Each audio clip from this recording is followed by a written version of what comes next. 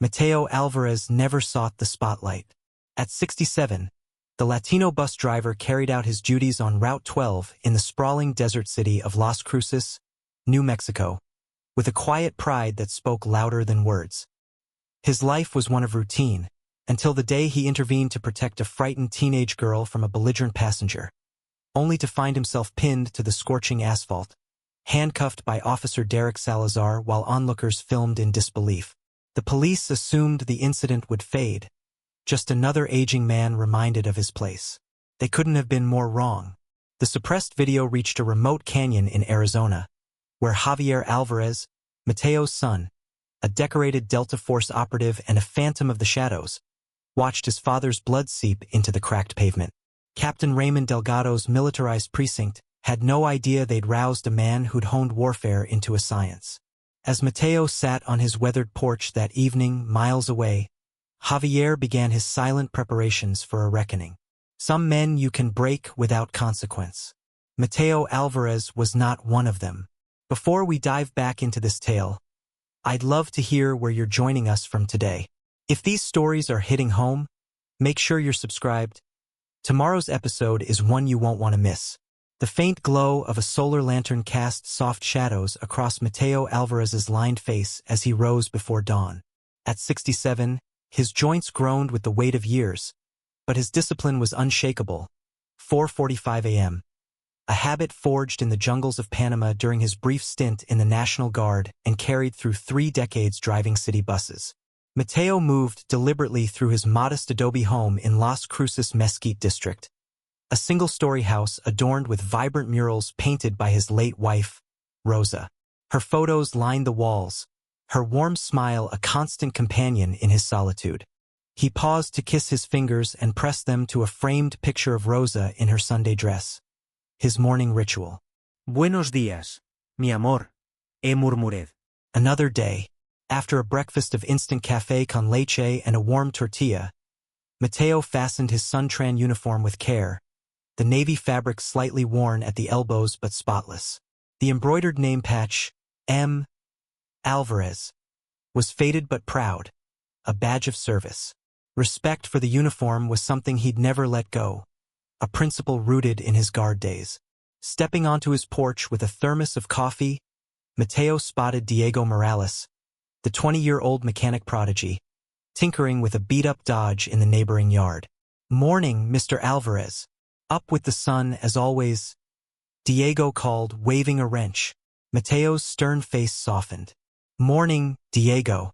That old heap still fighting you. Nothing a little paciencia can't fix." Diego grinned, wiping grease on his jeans. "Like your bus, right? Route 12's got a soul of her own."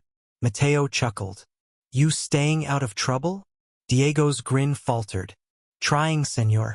Just applied for that mechanic job at Garcia's shop."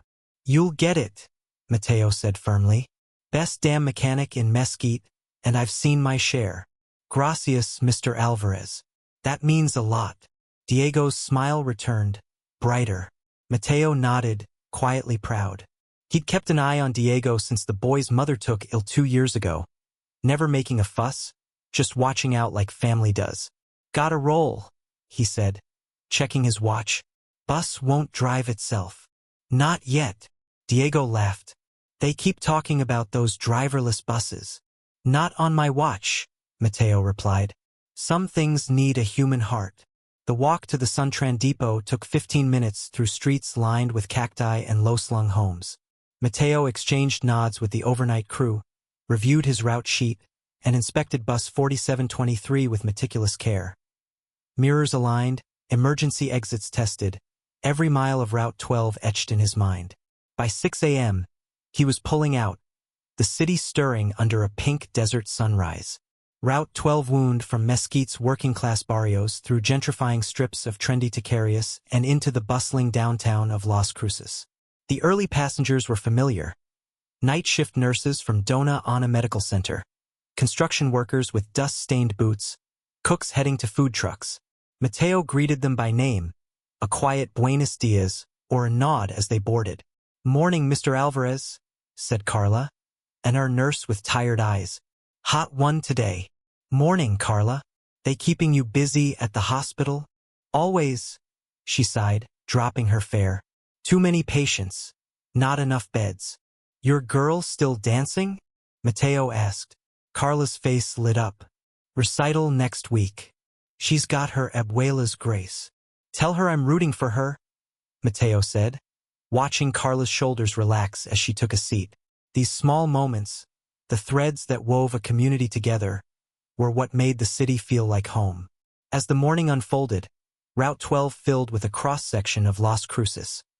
Mothers with strollers, teens with earbuds, office workers scrolling phones, elders clutching grocery bags. Mateo maintained order with a calm authority, his bus a rolling sanctuary. At the Alameda Street stop, a man boarded who set Mateo's instincts on edge, tall, gaunt, with bloodshot eyes and a faint whiff of cheap tequila. Mateo nodded politely. Morning, sir. Please take a seat. The man, later identified as Kyle Brennan, muttered under his breath but shuffled down the aisle. Mateo kept an eye on him in the mirror, noting how passengers instinctively leaned away.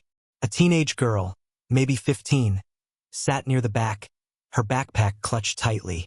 Brennan slumped into the seat behind her. For a few blocks, all was quiet. Then Mateo caught the low growl of insults, just loud enough to carry. Stealing our jobs. Go back across the border. The girl stared at her shoes, her knuckles whitening on her bag. Mateo glanced in the mirror. Her eyes were wide with fear, though she stayed silent. Other passengers pretended not to hear, their discomfort palpable. The muttering grew bolder. Hey, kid, don't you speak English? Brennan leaned closer, his voice cutting through the hum of the bus. Mateo eased the bus to the next stop, no passengers waiting, and set the brake. Standing, he turned to face the interior. Sir, he said evenly, addressing Brennan, I need you to lower your voice. We've got folks trying to ride in peace. Brennan's eyes narrowed. Stay out of this, old man. I paid my fare. You did, Mateo agreed. But that buys you a ride, not the right to harass a child. Keep it down, or you'll need to get off. Unseen by Mateo, a passenger in the back dialed their phone, whispering urgently, Trouble on Route 12. Some Latino guy's causing a scene. He's aggressive near Alameda and Solano. Mateo stepped closer, his voice steady but firm. Sir, I'm asking you to step off the bus now. Like hell I will. Brennan shot to his feet, looming over the girl, who flinched as her backpack slid to the floor. Mateo held his ground. No trouble needed. Just step off and we all move on. A woman in a business suit stood. Listen to the driver, mister. Leave the kid alone. Brennan hesitated, then stormed toward the door, shoving past Mateo. This is expletive. I'm reporting you, he spat. That's your right, Mateo said calmly, returning to his seat. As Brennan exited, Mateo glanced at the girl. You okay, Mija? She nodded, whispering, Gracias. Mateo restarted the route, unaware that the situation was spiraling. 2 stops later, a police cruiser pulled alongside, lights flashing. Mateo sighed. Delays meant paperwork, and his passengers needed to get to work. He opened the door expecting a routine inquiry. Instead, Officer Derek Salazar charged aboard, hand on his holster, eyes blazing with adrenaline. Driver, off the bus now, Salazar barked. Mateo blinked, confused. Officer, is there an issue? I had a disruptive passenger, but he's gone. Hands up. Exit the vehicle. Salazar's grip tightened on his weapon. Behind him, Officer Sofia Vega appeared, her expression tense but less aggressive. Sir, please comply, Vega said. Not wanting to escalate, Mateo raised his hands. I'm complying. Let me secure the bus. Now, Salazar snapped. Mateo set the brake, switched off the engine, and stepped onto the sidewalk. Instantly, Salazar grabbed him, slamming him against the bus's hot metal exterior. Officer, what's this about? Mateo asked, wincing as Salazar cuffed his wrists tightly. Report of a hostile Latino male threatening passengers, Salazar growled. Stop resisting. I'm not resisting, Mateo said, struggling to stay calm. I'm the driver. The hostile passenger left 10 minutes ago. Vega glanced at the passengers, some shouting protests from the windows. Derek, they're saying he's the driver. Secure the scene. Salazar cut her off, forcing Mateo to the ground. The asphalt burned his cheek, and Salazar's knee dug into his back, making breathing a struggle. Blood trickled from a cut on his lip. The teenage girl rushed off the bus. He was protecting me. A drunk guy was harassing me. Salazar ignored her. Stay back, ma'am. A young man across the street live-streamed the scene, his phone capturing every moment. Voices rose from the growing crowd. That's the driver. He's an old man. What are you doing? Vega hesitated. Derek, we need to. I've got this. Salazar yanked Mateo to his feet. We're taking him in. Mateo caught the eye of the live-streaming teen. Tell Diego what happened, he gasped before being shoved into the cruiser. Hours later, released without charges after a grueling interrogation, Mateo limped home. No apology, just a curt, you're free to go. He called in sick for the next day and sat on his porch, the weight of humiliation heavier than his bruised ribs. The desert sky darkened, and Las Cruces settled into an uneasy quiet. In a remote Arizona canyon, a man sat in a Spartan trailer illuminated by a single bulb. Tactical maps lined the walls, alongside satellite feeds and a locked case of meticulously maintained rifles. The man's hands moved with surgical precision, assembling surveillance gear. On a tablet, a video played, the teen's live stream, recovered from a shadow server after being scrubbed from social media. The man froze the frame on Mateo's bloodied face against the pavement. Javier Álvarez, Mateo's estranged son, a Delta Force sniper with a classified kill count that made him a legend in covert circles, set down his tools. His expression was unreadable, but his eyes burned with a cold, focused rage. He reached for a burner phone. It was time to come home. The trailer's interior was a testament to Javier's life beyond the military. A topographic map of Las Cruces marked key locations: police precincts, Vanguard Shield offices, Mateo's home.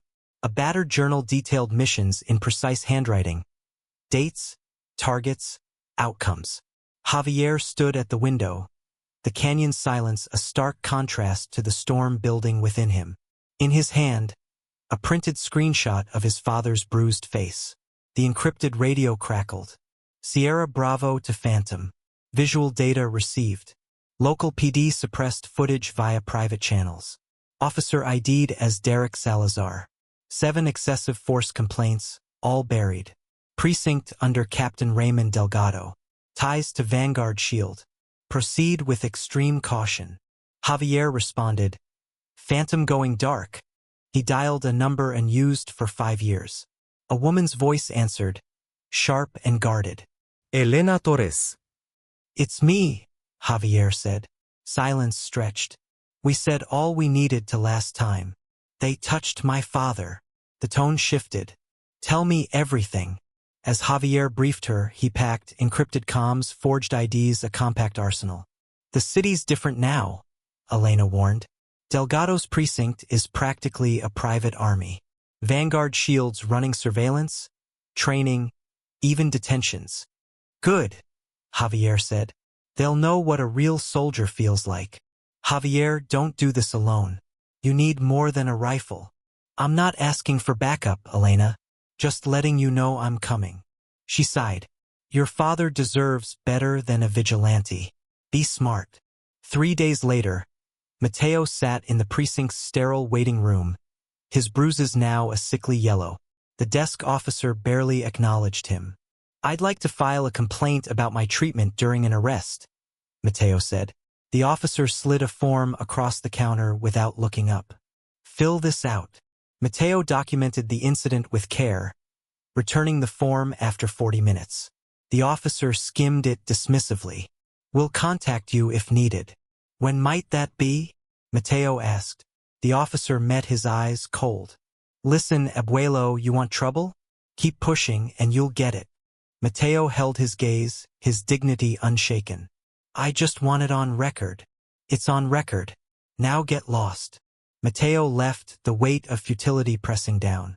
He didn't notice the gray sedan parked across the street, its driver watching through tinted windows. Across town, Officer Sofia Vega sat in her patrol car after her shift, a voice recorder and a folder of internal memos on the passenger seat. She'd recorded Salazar bragging about teaching the old man a lesson and Delgado's casual order to clean up the report. Her phone buzzed with a text from Salazar. Drinks tonight. Captain's orders. Sofia stared at the folder, torn between fear and duty. Was she protecting herself or finally protecting others? In a downtown cafe, Elena Torres met with Camila Delgado, the 24-year-old daughter of Captain Raymond Delgado and a vocal advocate for police reform. Your father's Vanguard contracts are militarizing the city, Elena said, her recorder hidden in her bag. Private security running public operations with no oversight. Camila fidgeted with her coffee cup. That's why I'm here. Dad thinks I'm clueless, but I've seen the community reports, targeted stops, erased footage, like what happened to Mateo Álvarez. Elena leaned in. You know about that? Everyone's talking about it, Camila said. An elderly bus driver attacked for doing his job. Was that Salazar's doing? Elena nodded. The video disappeared fast, but not entirely. A friend at the precinct says there's a shadow server storing everything. Neither noticed the man at a corner table, his cap low, listening intently. That evening, Mateo sat on his porch, sipping manzanilla tea that did little to ease his aches. The neighborhood was still, the air heavy with desert dust. His thoughts drifted to Javier, not the hardened operative he'd become, but the boy who'd sketched desert lizards and collected polished stones. The boy who joined the army after September 11th, returning from deployments a stranger, until their last fight 4 years ago when Javier stormed out, vowing never to return. Mateo nearly missed the envelope on his doormat, his name scrawled in Javier's precise hand. Inside, a single line, you don't have to stand alone anymore. J. For the first time since the incident, Mateo wept, the weight of years and hope mingling in his tears. In a nondescript motel on the city's edge, Javier assembled his gear. Encrypted phones, a laptop with VPN, maps of Las Cruces marked with targets. Salazar's apartment, Delgado's office, Vanguard's local HQ. On the bed, a tactical vest, civilian clothes, and a case of specialized tools only a Delta Force veteran would possess. His phone buzzed. She's in. Meeting tomorrow. Watch for tails. Spectre is active. Javier's jaw tightened. Spectre, the code name for his former handler, a man who'd orchestrated his darkest missions and vanished when the heat came. If Spectre was involved, this was bigger than a corrupt precinct. Before dawn, Sofia Vega left her apartment, keys clutched like a weapon. She didn't notice the figure watching from a parked truck. Her car's radio flickered as she started the engine. A brief burst of static. Halfway to the precinct, her phone rang. An unknown number. Officer Vega, she answered. A distorted voice replied, he will fall. Choose your side. Who is this? Sofia demanded, but the line went dead. She pulled over, heart pounding, and checked her mirrors, the sense of being watched inescapable.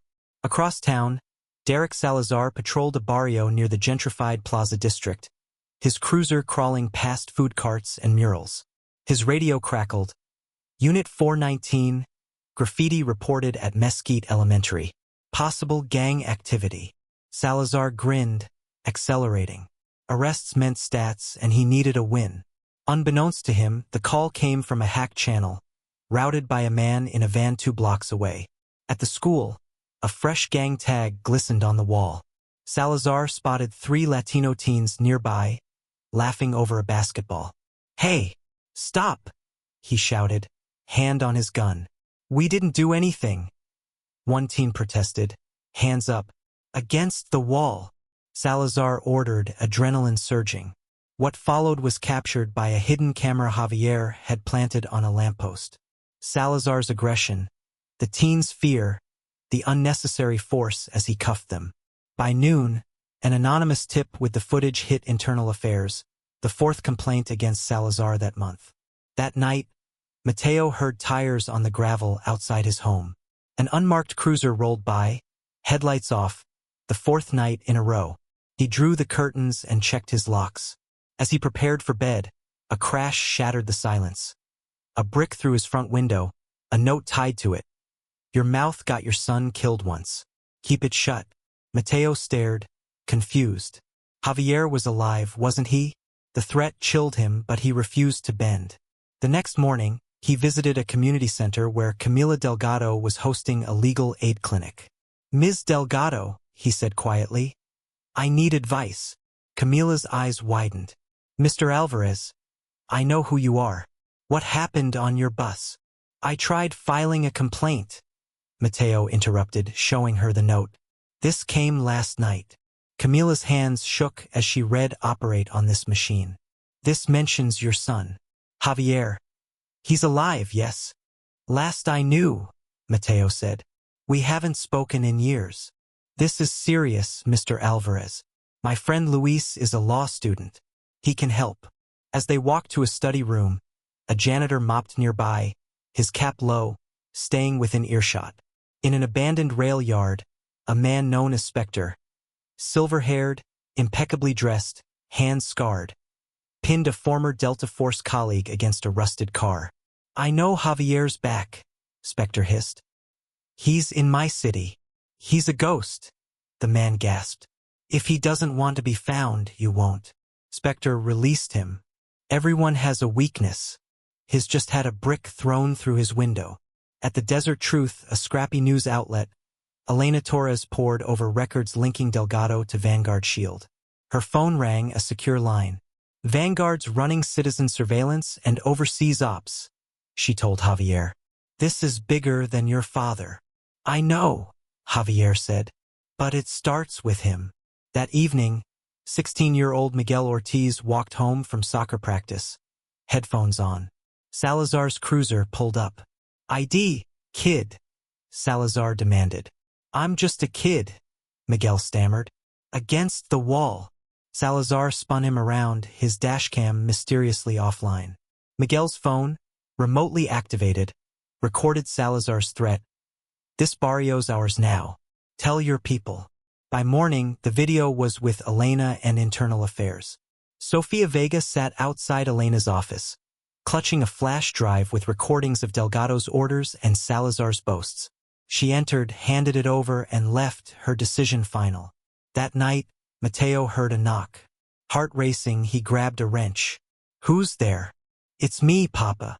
Mateo opened the door to Javier, now 39, his face etched with war's toll. They sat in the kitchen, tea steaming between them. Why'd you vanish, Mijo? Mateo asked. The war never left me, Javier said. I couldn't bring that darkness here. And now, they touched you. A noise on the porch. Javier checked, returning with a note.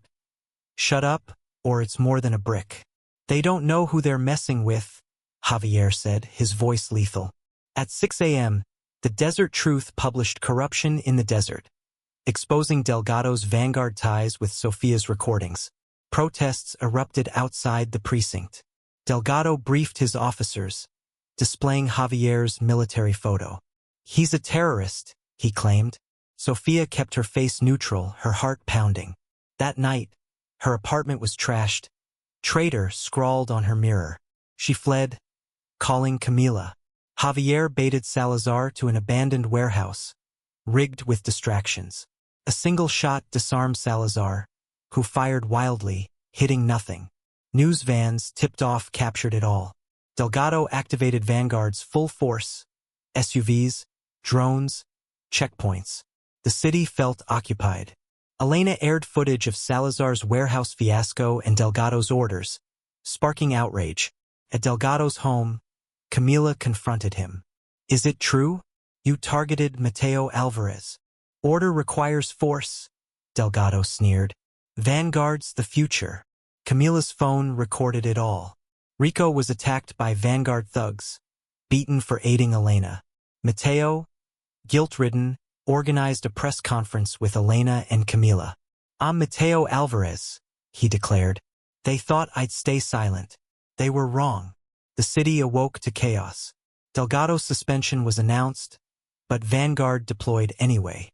Javier disrupted their operations with precision, jammers, outages, blockades. Citizens live-streamed every move. At Mateo's home, Salazar broke in, gun drawn.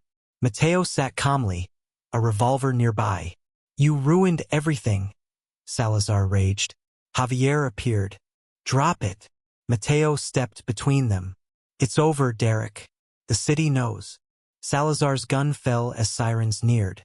Neighbors live-streamed Mateo's stand. Elena led media to the precinct, where Delgado barricaded himself. Camila pleaded, "Dad, surrender." Delgado fled, only to find Javier waiting in a car. "You had a choice," Javier said, disarming him. "Now you face justice." Vanguard collapsed. Delgado and Salazar faced charges. Javier vanished, leaving a city transformed by Mateo's courage. 6 months later, Las Cruces healed. Sofia led a whistleblower nonprofit. Camila ran for council. Mateo retired, honored by Route 12's passengers. Rico opened a mechanics academy. Elena's book topped charts, dedicated to Mateo. On his porch, Mateo found a package, Javier's Bronze Star and a note. "I'm proud to be your son." Years later, a boy boarded the Mateo Álvarez bus, reading its plaque. "Who was he?" he asked. "The bravest man I knew," the driver said. "He stood still when others ran." Above, Javier's legend endured, a shadow defender, fading into the world's forgotten corners. Mateo's memoir, The Man on Route 12, stood on shelves, proof that courage drives us home. What price do we pay for justice when the system betrays us? Mateo and Javier's fight shows courage takes many forms. Like, subscribe, and share for more stories of heroes rising against the odds.